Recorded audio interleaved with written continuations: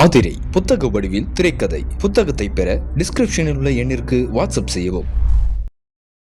இப்போ இந்த ப்ராசஸ்ல அடுத்த கட்டமா சிவி சண்முகம் ஒரு 5 எம்எல்ஏக்களோட சேரணும். வெயிட்டிங். ஆனா அது இப்போ பெண்டிங். வெயிட்டிங் இப்போ பெண்டிங்க்கு போயிடுச்சு. தாவேக்கா பெண்டிங்ல வச்சிருக்கா. தாவேக்காவும் பெண்டிங்ல வச்சிருக்கு, அவங்களும் பெண்டிங்ல போயிட்டாங்க. ஏன்னா இது குதிரை பேரன்றது ரொம்ப சீரியஸா போய் ஹைகோர்ட் 5 தொகுதிகளுக்கு ஸ்டே கொடுத்ததுனால இப்போ இவங்க சேர்ந்தா கூட இவங்க அந்த தொகுதிகளில் வேட்பாளராக வர முடியுமான்ற கேள்வியும் வந்துச்சு. நீங்கள் உங்கள் எலெக்ஷன் பெட்டிஷன் பெண்டிங்காக இருக்குது, அதுக்கு ஒரு முடிவு வரணும். முடிவு வந்த அப்புறம் தான் நீங்கள் எம்எல்ஏ. அதுக்கப்புறம் நீங்கள் ராஜினாமா பண்ணுங்க, தாவேக்காக்கு போங்க, இல்லை திமுகவுக்கு போங்க, எங்கே வேணா போங்க. இப்போது அப்படி நீங்கள் ராஜினாமா பண்ணிவிட்டு மறுபடியும் இடைத்தேர்தல் நடந்து நீங்களே செலக்ட் ஆனீங்கன்னா கூட அது 2 எம்எல்ஏ ஆகும்ல. அது கொத்து பரோட்டா ஆகிட்டோம் அப்படிலாம் சொல்லல விஜய். கொத்து பரோட்டா ஆகினீங்கன்னா 126 தொகுதியில் உன்னை கொத்து பரோட்டா ஆகியிருக்காங்கல்ல. நீ தோத்துருக்கல்ல. கன்னியாகுமரியில் பேசினேன், பல மணி நேரம் பேசினேன், அங்கே உனக்கு ஓட்டு இல்லை. உளுந்தூர்பேட்டையை தாண்டி ஓட்டு கிடையாது. இதே கரூரில் கூட நீ பேசின, கரூரில் நீ ஜெயிக்கல. திருநாவுக்கரசுக்கும் இளையராஜா கடையில் கேஷ் டிரான்சாக்ஷன் நடக்கல. திருநாவுக்கரசுக்கும் செந்தில் பாலாஜிக்கும் அசோக் குமாருக்கும் இடையே கேஷ் டிரான்சாக்ஷன் இல்லை. இன்ஃபேக்ட் பேசிக்கிட்டாங்க போனாங்க அப்படின்னு சொன்னாங்களே தவிர சிடிஆர் கால் டீட்டெயில் ரெக்கார்ட்ஸ் இருக்கே தவிர வேற எதுவும் இல்லை. 2 பேரும் மீட் பண்ண கூட இல்லை. இவங்க குற்றவாளிகள் யாரும் ஒருத்தருக்கு ஒருத்தர் சந்திக்க கூட இல்லை. ஆனால் இந்த சைடில் தாவேக்கா சைடில் எப்படி இது நடந்தது அப்படின்னு நம்ம விசாரித்தோம். எப்படி இந்த மாற்றங்கள்லாம் நடக்குதுன்னு நம்ம விசாரிக்கும் போது நமக்கு ஒரு இன்ஃபர்மேஷன் கிடைக்குது. உண்மையிலேயே மக்களுக்காக செய்கிறோம் என்பதை நீங்கள் நம்பினால், வாய்ப்பு இருந்தால் இந்த ரேசர் பே கியூஆர் கோடுக்குள்ளே நீங்கள் அதை ஸ்கேன் பண்ணி எங்களுக்கு உங்களால் இயன்றதை விருப்பம் இருந்தால் ஆதரவு தெரிவிக்கலாம். வணக்கம், இது அரண்சை. நான் ஹசீஃப். இன்று நம்மோடு மூத்த பத்திரிகையாளர் தாமோதரன் பிரகாஷ் இணைந்திருக்கின்றார். அவரை வரவேற்போம். வணக்கம். வணக்கம். மூத்த பத்திரிகையாளர் தோழர் ஹசீஃப் அவர்களே வணக்கம். தாவேக்கா குதிரை பேரத்தில் ஈடுபடுது அப்படின்ற குற்றச்சாட்டு தொடக்கத்திலிருந்தே எதிர்கட்சிகள் அனைவராலும் வைக்கப்படக்கூடிய ஒரு விஷயமா இருக்கு. திமுகவை பொறுத்த வரைக்கும் ஏற்கனவே ஆளுநரை சந்திச்சு இந்த குதிரை பேரம் நடைபெறுகிறது, இது தொடர்பாக நடவடிக்கை எடுக்கணும்னு சொல்லியிருந்தாங்க. இந்த நிலையில இன்றைய தினம் லஞ்ச ஒழிப்புத்துறைக்கு கடிதம் எழுதப்பட்டிருக்கு திமுக சார்பாக.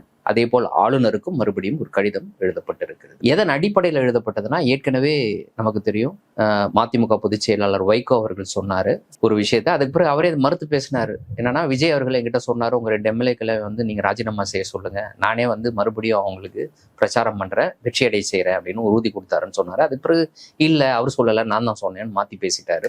இந்த நிலையில எம்ஆர் விஜயபாஸ்கர் அவர்களும் கூட இதே மாதிரி தாவேக்கா தரப்புல இருந்து தன்னை அணுகியதாக அவர் ஒரு தகவலை சொன்னார். இந்த 2 விஷயங்களுமே குறிப்பிட்டு அவங்க பேசியிருக்கிறாங்க. இது ஒரு புறம். இன்னொரு புறம் ஏற்கனவே அதிமுகவினுடைய சட்டமன்ற உறுப்பினர்கள் 6 பேர் ராஜினாமா செய்திருக்கக்கூடிய நிலையில அந்த 5 தொகுதிகளுக்கு இடைத்தேர்தல் நடத்துவதற்கு சென்னை உயர்நீதிமன்றம் இடைக்கால தடை விதித்திருந்த நிலையில இதை எதிர்த்து தாவேகா தரப்பிலேயோ இல்ல வேறு யார் தரப்பிலேயோ ஒரு மேல்முறையீடு உச்சநீதிமன்றத்தில் செல்வதற்கான வாய்ப்பு இருக்கு அப்படின்ற கருத்துல கொண்டு இந்த வழக்கை தொடர்ந்தவர் உச்சநீதிமன்றத்தில் கேவியட் மனு தாக்கல் செஞ்சிருக்கிறாரு. எல்லாமுமே பாத்தீங்கன்னா இந்த இடைத்தேர்தல், சட்டமன்ற உறுப்பினர்களுடைய ராஜினாமா, குதிரை பேரம், இதை ஒட்டி நடந்திருக்கக்கூடிய டெவலப்மெண்ட்ஸ். இப்ப திமுகவை பொறுத்த வரைக்கும் இதை இவ்வளவு ஸ்ட்ராங்கா முன்னகர்த்திட்டு போறாங்க அப்படின்னா இது எதை நோக்கி நகருதுன்னு நினைக்கிறீங்க? இதுல திமுகவுக்கு நிவாரணம் கிடைப்பதற்கு வாய்ப்பு இருக்கா? தாவேக்கா பின்னடைவை சந்திப்பதற்கு வாய்ப்பு இருக்கா? முதல்ல இன்னொன்னு பதிவு பண்ணிடுறேன். எம்ஆர் விஜயபாஸ்கரை மறுத்துட்டார். அவரு மறுத்துட்டார். ஆமா, அது என்னுடைய சுய முடிவு அப்படின்ட்டு. அதாவது இது டே 1லேருந்து அர்லேக்கர்லேருந்து இது ஸ்டார்ட் பண்ணுது. இப்போ இந்த ப்ராசஸ்ல அடுத்த கட்டமா சிவி சண்முகம் ஒரு 5 எம்எல்ஏக்களோட சேரணும். வெயிட்டிங். ஆனா அது இப்போ பெண்டிங். வெயிட்டிங் இப்போ பெண்டிங்க்கு போயிடுச்சு. தாவேக்கா பெண்டிங்ல வச்சிருக்கா. தாவேக்காவும் பெண்டிங்ல வச்சிருக்கு, அவங்களும் பெண்டிங்ல போயிட்டாங்க.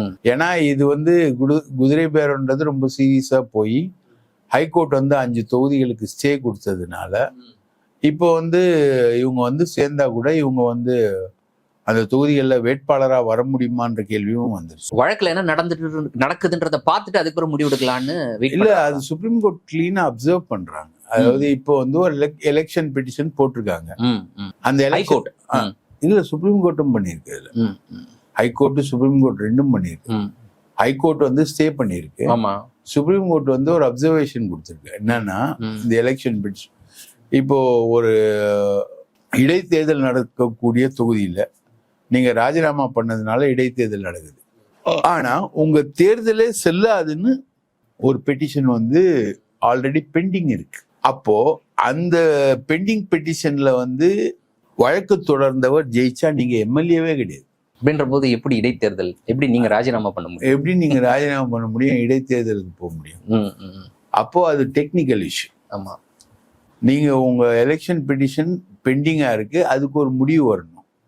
முடிவு வந்த அப்புறம் தான் நீங்க எம்எல்ஏ. அதுக்கப்புறம் நீங்க ராஜினாமா பண்ணுங்க, தவேகாக்கு போங்க, இல்ல திமுகவுக்கு போங்க, எங்க வேணா போங்க. இப்போ அப்படி நீங்க வந்து ராஜினாமா பண்ணிட்டு மறுபடியும் இடைத்தேர்தல் நடந்து நீங்களே செலக்ட் ஆனீங்கன்னா கூட அது வந்து 2 எம்எல்ஏ ஆகும்ல. அதுங்க ஒரு எம்எல்ஏ ஆகாது இல்ல. சப்போஸ் எதிர்கட்சி அங்க செலக்ட் ஆயிட்டாங்கன்னு வைங்க, 2 எம்எல்ஏ இல்ல, ஒரு எம்எல்ஏ இல்ல. ஆளுங்கட்சியில நின்ன ஒருத்தர் அவர் ராஜினாமா பண்ணி தவேகால சேர்ந்தவர், அவர் எம்எல்ஏவா? எதிர்த்து கேஸ் போட்ட அப்போ 2ஆம் இடம் பிடித்தவரா? 2ஆம் இடம் பிடித்த அவரு வந்து எம்எல்ஏவா?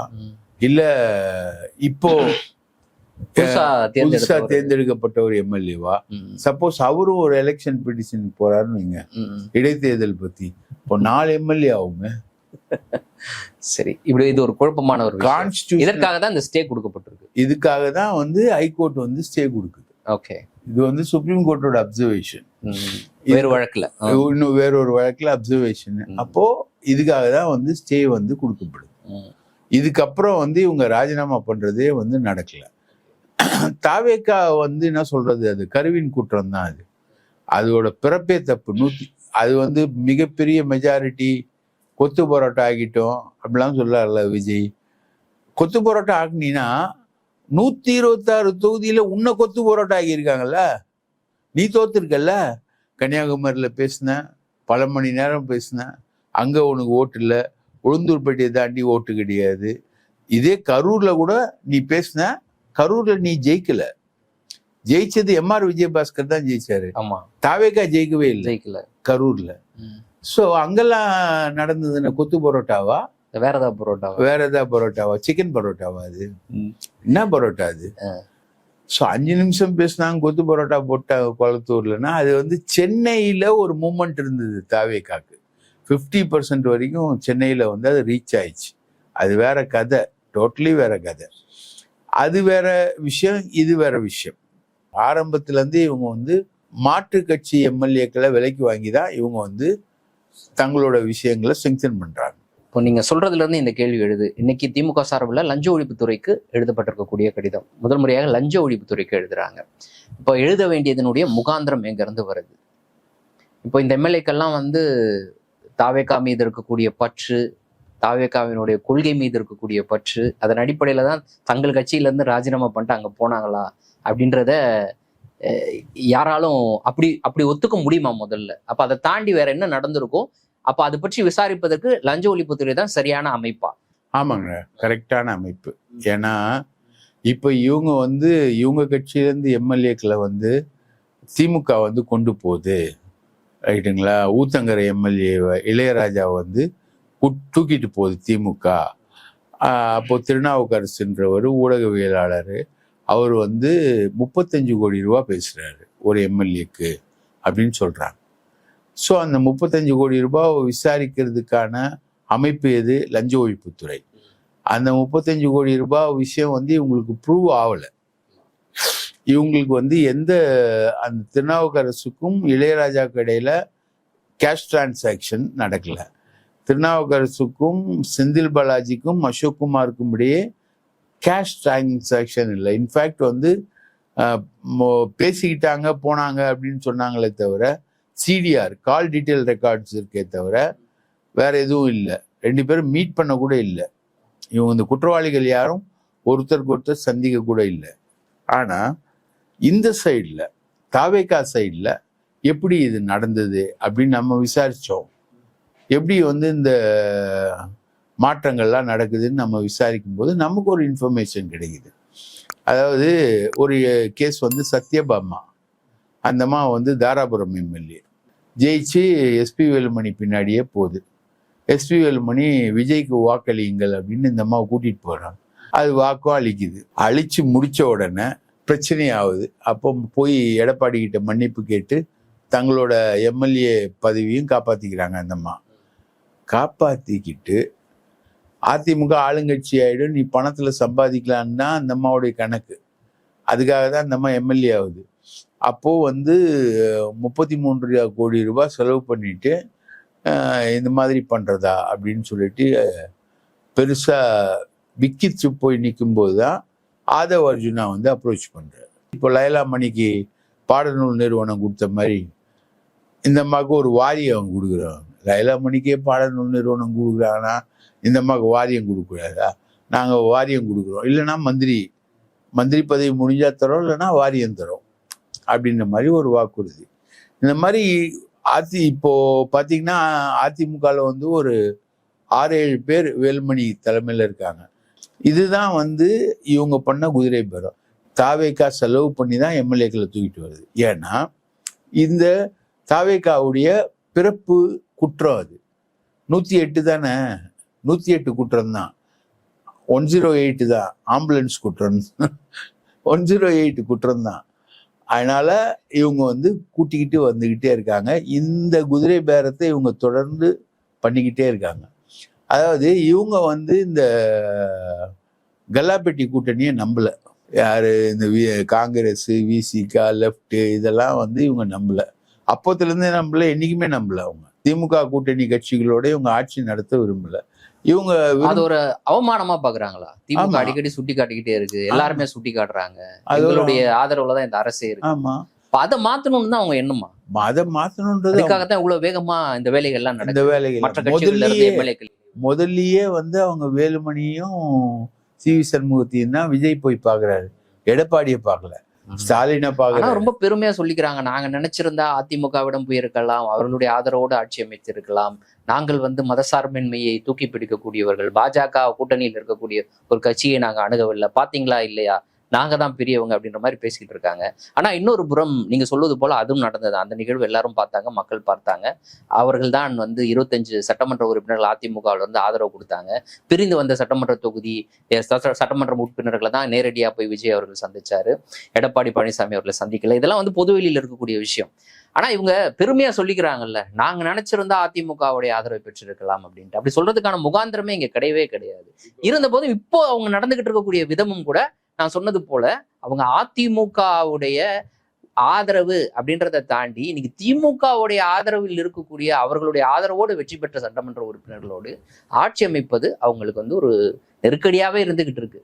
அவங்க போயிடுவாங்க வருவாங்கன்ற பயம் கிடையாது, நெருக்கடியாவே இருந்துட்டு இருக்கு. அப்படித்தானே புரிஞ்சுக்கணும். சார் நான் பசியோட இருக்கேன் சார், நீங்க வந்து பன் வச்சிருக்கீங்க சார், என் கையில காசு இல்லை சார், நான் எப்படியா திருடி தானே சாப்பிடுவேன். எனக்கு 108ன்னு கொடுத்து உட்கார வச்சுட்டீங்க. இந்த ஆட்சி வந்து எனக்கு நிலைக்கணும் இல்லை சார், அதுக்கு வந்து கல்லாப்பெட்டி கூட்டணி அப்படின்னு சொல்றேன். இப்போ அல்லு சில்லு கூட்டணி, அல்லு சில்லு தூந்து போன சக்தின்னு இருக்காங்க அதிமுக, அங்க வர்றதுக்கு தயாரா இருக்காங்க.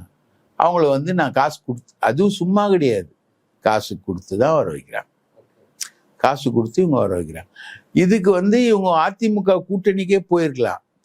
போயிருந்தா என்ன இருக்கும், இவங்க அதிமுகவுடைய ஆதரவை தேடி போயிருந்தானா எடப்பாடி முடியாதுன்னு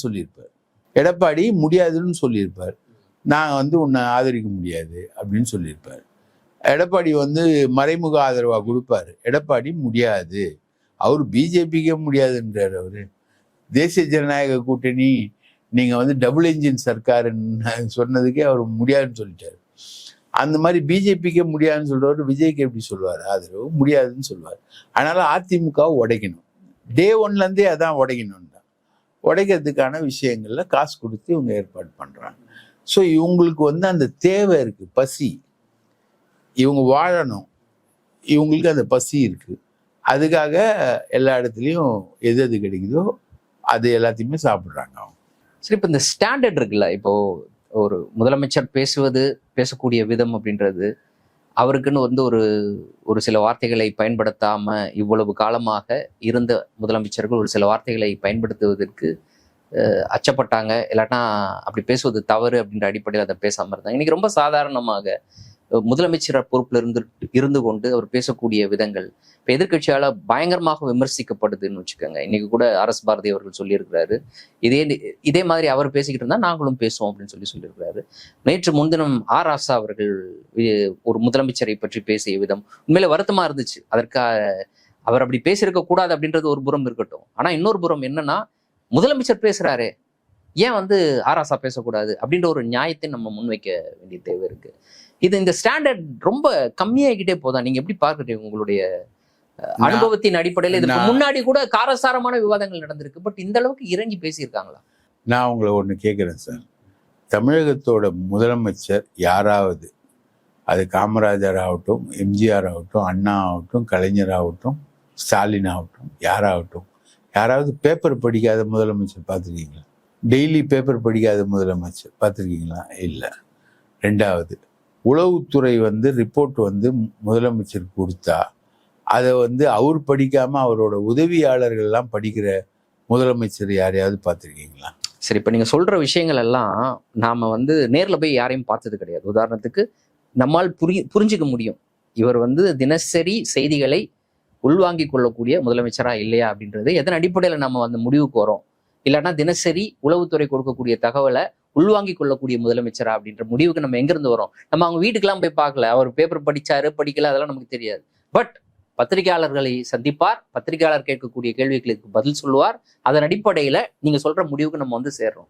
அதனாலதான் இப்போ விஜய் மீது இப்படிப்பட்ட ஒரு குற்றச்சாட்டை, இல்லைன்னா விஜய் இப்படியாக படிப்பதில்லை, பேப்பர் படிப்பதில்லை, தகவலை உள்வாங்கிறது இல்லைன்ற முடிவுக்கு நம்ம வர்றதுக்கு காரணம் அவர் பத்திரிகையாளர்களை சந்திக்கிறது இல்லை. பத்திரிகையாளர்களை சந்திச்சா ஸ்பான்டேனியஸா பதில் சொல்லணும். அது எங்க இருந்து வரும்? பேப்பர் படிச்சா பேப்பர் படிக்கணும், தகவலை உள்வாங்கினா வரும். உங்களுக்கு ஒரு புரிதல் இருந்தா வரும். நீங்க வந்து கொடுக்குற கதையை மனப்பாடம் பண்ணிட்டு நான் வந்து டேஷ்ல வாயில என்ன வருது அப்படின்ற மாதிரிலாம் நீங்க வந்து ரியாக்ட் பண்றீங்கன்னா அந்த கதையை உள்வாங்கிட்டு மனப்பாடம் பண்ணிட்டு ஒப்பிக்கிறீங்க, அவ்வளவுதான். மாசத்துக்கு ஒரு தடவை ஒப்பிக்கிறது, ரைட்டா? வேற எதுவுமே நம்ம செய்யறதே இல்லை. எந்த ட்விட்டரும் போடுறதில்ல, ஃபேஸ்புக்கு போறதில்ல, அது போறதில்ல, இது போறதில்ல, எதுவுமே போறதில்ல. இப்போ வியட்நாமில் வந்து ஒரு 5 பேர் செத்துட்டாங்கன்னா ஒரு அறிக்கை வந்து DIPR ரெடி பண்ணி கொடுத்தா ரைட்டு கையெழுத்து போடுறது.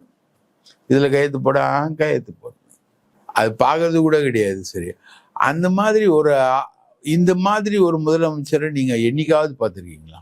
ஒரு முதலமைச்சர் பதவி இல்ல, ஒரு இடைக்காலமா நம்ம பார்த்துருக்கோம்னு வச்சுக்கோங்க. பன்னீர்செல்வத்தை சொல்லலாம். பன்னீர்செல்வத்தை லைட்டா. ஆமா, அவரும் வந்து இந்த அளவுக்கு அவர் பொலிட்டிக்கலா ஷார்ப்பான ஆளு. காலைல 7:30 மணிலேருந்து நைட்டு 5 மணி வரைக்கும் போயஸ் கார்டன்ல உட்காந்து இருப்பாரு. இவர் செக்ரட்டேரியட்ல உட்காந்துருக்காரு சார். பூங்குன்றன் பக்கத்துல உட்காந்து இருப்பாரு. அம்மா வந்து மேல இருப்பாங்க. ஜெயலலிதா பேப்பர் படிக்கிற, நியூஸ் பார்க்குற ஒரு பர்சனாலிட்டி. அது அவங்க கொடுக்குற இன்டர்வியூலே தெரியும். இவரு வேற யாரும் வேணாங்க, நீங்க வந்து டெய்லி வந்து பத்திரிகையாளர்களை சந்திக்கணும்னு வேணாங்க. முக்கியமான பத்திரிகையாளர்கள் சில பேர் இருப்பாங்க, அவங்கள சந்திக்கலாம்ல. ஏற்கனவே NDTV ஒரு முயற்சி எடுத்தாங்க, போய் மீட் பண்ண ட்ரை பண்ணாங்க. அப்போ மீட் பண்ணப்போமே அவங்களால அந்த இவரை வந்து பேச வைக்க முடியலன்னா அங்கேருந்து வந்து எல்லாருமே சொன்னாங்க, ரைட்டுங்களா? பார்க்கிறவங்க எல்லாருமே அதான் சொல்றாங்க, பேசவே மாட்டுறாரு. பேசினா தானே, இப்போ 4 கேள்விகள் கேட்டா தானே அவருக்கும் வந்து அதை புரிந்து கொள்ள முடியும். அவங்க அம்மா சொல்றாங்க, அட்வைஸ் பண்றது பிடிக்காது, கேள்வி கேட்டா பிடிக்காது. இதெல்லாம் வந்து உங்க பிள்ளைக்கு குணம்னா வீட்லயே பூட்டி வச்சுக்க வேண்டியதுன்னா, ஒரு அறையில பூட்டி வச்சிருக்க வேண்டிய ஆளெல்லாம் தூக்கிட்டு வந்து முதலமைச்சர்னு உட்கார வச்சிங்கன்னா என்ன ஆவறது? நாடு என்னங்க ஆவறது? இன்னைக்கு வந்து கனிம வள கொள்ளைங்க, கன்னியாகுமரி, திருநெல்வேலி, தென்காசி இந்த ஏரியாலெல்லாம் கனிம வள கொள்ளை வந்து நடக்குது.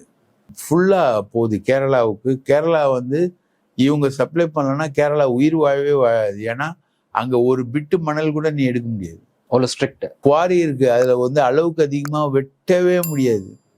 அங்க இருக்கிறவனே வந்துடுவான், பக்கத்துல இருக்கிறவனே கொடி தூக்கிட்டு வந்துடுவான். போராட்டம் தான் அங்க.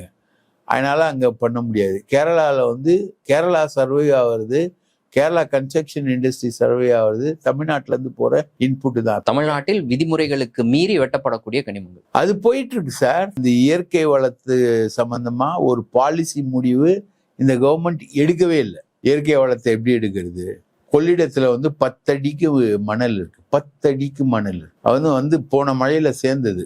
அதை எடுத்தாதான் வந்து தண்ணி ஓடும், இல்லை தண்ணி தேங்கி நிற்கும், பாசனத்துக்கு பயன்படும், கடைமடை வரைக்கும் தண்ணி போகும்.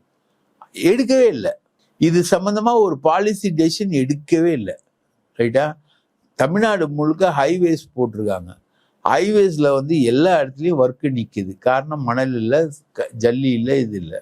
தமிழ்நாடு ஃபுல்லாக கன்ஸ்ட்ரக்ஷன் நடக்குது. கன்ஸ்ட்ரக்ஷனுக்கு எம்சாண்ட் இல்லை. இது சம்பந்தமா ஒரு பாலிசி முடிவு எடுக்கணும். இல்லை, நீங்கள் ஒரு புறம் சொல்றீங்க இது நடக்கலைன்றீங்க, இன்னொரு பக்கம் வேறு மாநிலத்துக்கு போயிட்டு இருக்கு அப்படின்றீங்க. புரிஞ்சுக்க முடியலையே. கரெக்ட். ஒரு பக்கம் நடக்கல, இங்கெல்லாம் நடக்கல. ஆனா ஒரு எண்டுல இருந்து கேரளாவுக்கு மட்டும் பயங்கரமா சப்ளை ஆகுது. ஏன்னா அங்க வந்து நம்ம விஷ்ணு ரெட்டியுடைய சமுத்ரா நிறுவனம் அங்க ஆப்ரேட் ஆகுது. அவன் மட்டும் அங்க சப்ளை பண்ணிட்டு இருக்கான். இந்த சைட்லலாம் எந்த பாலிசி டெசிஷன் எடுக்கல. கரிகாலன், ரத்னம், ராமச்சந்திரன், மணல் மாஃபியா அவுட்டு. ராஜப்பான்னு ஒருத்தர், அவரும் அவுட், அவரும் கொடுக்கல. இங்கெல்லாம் ஒண்ணுமே இல்லை. ஆனா அங்க மட்டும் ஓப்பன் ஆகுது. ஸோ இதெல்லாம் வந்து கேள்வி கேட்கறதுக்கான ஒரு விஷயம் அப்படின்னு பார்த்தீங்கன்னா நம்ம ஜெகதீஷ் பழனிசாமி கிட்ட தான் போக முடியும். ஸோ இதெல்லாம் கேள்வி கேட்கணும் இல்லைங்களா? கேள்வி கேட்கறதுக்கான விஷயமே கிடையாது. எதுவுமே பாலிசி டெசிஷன் கிடையாது. எங்கேயும் பாலிசி டெசிஷன் கிடையாது. புஷி ஆனந்த் ஒன்றும் இல்லை. இந்த மாதிரி நிறைய விஷயங்கள், ஜானோட ஆதிக்கம், விஷ்ணு ரெட்டியோட ஆதிக்கம், புஷி ஆனந்தோட ஆதிக்கம், ஜெகதீஷ் பழனிசாமியோடைய ஆதிக்கம், இவங்க ஆதிக்கம் எல்லாம் பெருசா இருக்கு. ஆனா விஜய் கிட்ட யாரும் எதுவுமே கேட்க முடியாது. ஏன்னா அண்ணனுக்கு அட்வைஸ் பண்ண பிடிக்காது, கேள்வி கேட்டாலும் பிடிக்காது. அண்ணாமலை அவர்களினுடைய வீத லீடர் அந்த அமைப்பினுடைய மாநாடு நடைபெற்றது. அண்ணாமலை பேசும்பொழுது யாரையுமே டைரக்டா குற்றம் சாட்டி பேசாததை நம்மளால பார்க்க முடியுது. ஈவன் வந்து திமுகவை கூட ஒரு பெருசா விமர்சிச்சு பேசல. என்ன மைண்ட் செட்ல இருக்கிறாரு? 2031 அப்படின்றாரு. 2031 வரைக்கும் இப்படியே தான் நகருமா? கட்சி கண்டிப்பா தொடங்குவோம் அப்படின்னு அவரையும் சொல்றாரு. அவருடைய அந்த பயணம் அப்படின்றது எப்படி அமையும் நீங்க நினைக்கிறீங்க? அவருடைய அந்த பேச்சுல இருந்து நம்ம புரிஞ்சு கொள்ளக்கூடிய விஷயம் என்ன? அவருக்கு நெருக்கமானவங்க கிட்ட அண்ணாமலை வந்து நமக்கு ரொம்ப ஃபேவரட் சப்ஜெக்ட். அந்த காலத்துல வந்து நம்ம வாட்ச் பண்ணிட்டு இருக்கோம். நம்ம அரண்சையில பேசின விஷயங்கள் தான். வாட்சுக்கு பில்லு கேட்டுட்டு இருக்கோம், வாட்ச் பண்ணிட்டு இருக்கோம், வாட்சுக்கு பில்லும் கேட்டுட்டு இருக்கோம். அதனால அண்ணாமலை பத்தி நல்லா தெரியும். அவர் என்ன பண்ணிக்கிட்டு இருக்காருன்றது நல்லா தெரியும். அவர் வந்து 19 லட்சம் உறுப்பினர்கள் என்னமோ சேர்த்ததா சொல்றாரு. அதெல்லாம் ஆர்கானிக்கா 50 லட்சம் பேர் சேரணுமா? ஆர்கானிக்கா, அதாவது வர்ச்சுவலா பார்த்தா 50 லட்சம் பேர் இருக்கக்கூடிய அளவுக்கு ஆட்கள் சேர்ந்த அப்புறம் தான் வந்து அவர் கட்சி ஆரம்பிப்பார். ஸோ இன்னும் ஒரு 1 இயருக்கு அவர் கட்சி ஆரம்பிக்க போறதில்லை. அவர் நடத்தின மாநாட்டில் வந்த க்ரௌடு வந்து 20 லட்சம் உறுப்பினர்கள் கொண்ட அந்த சங்கம் வந்து நடத்தின மாநாட்டில் வந்து 12,000 பேர் தான் வந்திருக்காங்க. பிஜேபி இவருக்கு நேர் ஆப்போசிட் KT ராகவன், அவர் வந்து இவரால் எக்ஸ்போஸ் பண்ணப்பட்டவர். அவர் வந்து ஒரு பாஜகவுடைய பஞ்சாயத்து உறுப்பினர்கள் மாநாடு நடத்துறாரு. அந்த மாநாட்டில் வந்து 13,000 பேர் கலந்துக்கிறாங்க கும்பகோணத்தில். இவர் 25 லட்சம் பேரை வச்சு இவர் நடத்துகிற மாநாட்டில் வந்து முழுக்க இவர் கலந்துக்கிட்டது 12,000 பேர் தான் சார். அங்கே வந்து ஒரு வசந்த் ராஜ்னு ஒரு மாவட்ட தலைவர் இருக்கான். அவன் பிஜேபியில் இருந்தாலும் அவன் கொஞ்சம் செல்வாக்கான, ஃபினான்சியலாக செல்வாக்கான ஒரு ஆள். மொத்தம் அந்த மாநாட்டுக்கு ஒரு 2 கோடி ரூபாய் செலவு பண்ணியிருக்காரு இவர். ஸோ ஒரு பம்மாத்து படம் போட்டு காட்டுறாரு, அவ்வளோதான். அது வந்து ஒன்றும் அந்த படம் செல்ஃப் எடுக்கவே இல்லை, எந்த வகையிலும் செல்ஃப் எடுக்கல. அப்போ நான் தான் கேட்டேன், விஜய் ஒரு மாநாடு போட்டார், முதல் மாநாடு. அந்த மாநாடு எப்படி இருந்தது? விக்கிரவாண்டியில் பிரம்மாண்டமாக இருந்தது இல்லையா? அந்த மாதிரி அண்ணாமலை மாநாடு போட்டால் அது இதை விட, விஜய் மாநாட்டை விட பிரம்மாண்டமாக தானே இருக்கணும். அண்ணாமலை, நம்ம மணி அண்ணன் லாங்குவேஜ் சொல்லுவோம், அண்ணாமலை சாதாரணமாக எடுத்துக்கொள்ள முடியாது. அண்ணா பாண்டே, மணி, இவங்க லாங்குவேஜில் அண்ணாமலை அப்படின்னு பெருசாக தானே இருக்கணும்னு. இல்லை அண்ணாமலை வந்து இப்பெல்லாம் இல்லை. அவர் அடுத்தது ஒரு விவசாயிகள் மாநாடு நடத்துகிறாரு. அப்புறம் சீமான் மாதிரி காடுகளின் மாநாடு நடத்துவார்.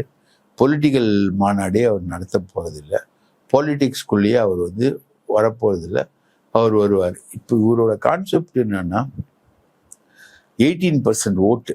இவர் வந்து பாஜக தலைவராக இருக்கும்போது கூட்டணி வச்சு வாங்கினது 18% ஓட்டு. அந்த ஓட்டு தான் விஜய்க்கு போயிருக்கு அப்படின்னு இவர் நம்புறாரு. விஜய் வாங்கின ஓட்டு வந்து இவரோட ஓட்டு. அதை மீட்டெடுக்கணும்னு இருப்பாங்க. அதை மீட்டெடுக்கணுன்றது தான் வந்து இவருடைய ஏமு, திங்கிங்கு, இவருடைய டெலிபரேஷன்ஸ். அதெல்லாம் மீட்டெடுக்கிறதுலாம் முடியாது. அது போயிடுச்சு. அது போய் 108 அரைகுறையாக போய் நின்று அது அபாஷனா போய் அது அலோகல்ல போட்டுக்கிட்டு நின்றுட்டு. இப்போ நம்ம பேசிட்டு இருக்க அதே நேரத்தில் உங்களுடைய தொகுதிக்கு முதலமைச்சர் போயிருக்கிறாரு. அவர் வெற்றி பெற்ற தொகுதி. எல்லாரும் முதலே சொல்லிக்கிட்டு இருந்தாங்க, ஏங்க இந்த கரூருக்கு போனவர் ஏன் பெரம்பூருக்கு போகலையே அப்படின்னு எல்லாரும் கேட்டுட்டு இருந்தாங்க. கரூர்ல இடைத்தேர்தல் நடக்க போகுது, திருச்சி கிழக்குல இடைத்தேர்தல் நடக்க போகுது. அதனால அங்க போய் பிரச்சாரத்துல ஈடுபட்டாரு. ஆமா, அது உண்மையிலே பிரச்சாரத்துல தான் ஈடுபட்டாரு. எல்லாரும் வாக்களிங்க எடுத்து எல்லாருமே வந்து இடைத்தேர்தலில் வந்து வாக்களிங்கன்னு சொல்லிட்டு தான் வந்தாரு கடைசியா. அதான் RS பாரதி சொல்றாரு. 10ஆம் தேதி பேசுறாரு அவரு. அது 9ஆம் தேதியே அந்த கோவில் நிலங்களுக்கெல்லாம் ஆர்டர் போட்டு ஜிஓ இஷ்யூ பண்ணிட்டு வந்து இவர் வந்து பேசுற மாதிரியும் இவர் இஷ்யூ பண்ற மாதிரியும் சீன்லாம் போட்டாரு.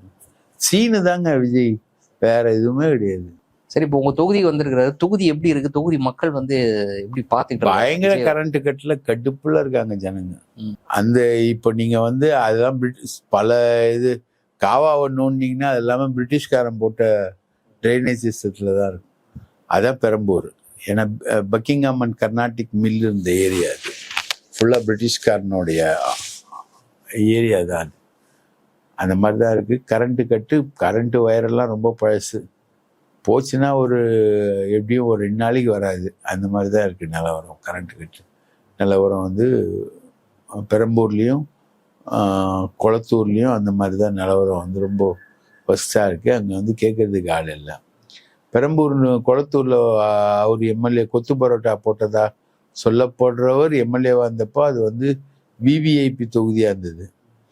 இப்போ வந்து ரொம்ப மோசமான தொகுதியாக போயிடுச்சு வச்சுங்களேன். ஒரு நாய்க்குட்டியை வந்து நல்லா சொகுசாக வளர்த்து வீட்டில் வச்சுட்டு திடீர்னு ஓனர் வந்து காணாமல் போயிட்டு அந்த நாய் வந்து தெருவுக்கு வந்தால் எப்படி இருக்கும், அந்த மாதிரி தான் இருக்காங்க. அதுக்கு பதில் இங்கே பெரம்பூரில் இது விவிஐபி தொகுதியானு தெரியல, சாதாரண தொகுதியானு தெரியல. ஆனால் ரொம்ப வித்தியாசமான தொகுதியாக இருக்காது. இன்றைய தினம் எங்களோடு இணைந்து பல்வேறு தகவல்களையும் கருத்துக்களையும் பகிர்ந்து கொண்டமைக்கு நன்றி. வாய்ப்பளித்ததற்கு மிக்க. மீண்டும் ஒரு நேர்காணலில் சந்திப்போம். நன்றி நண்பர்களே.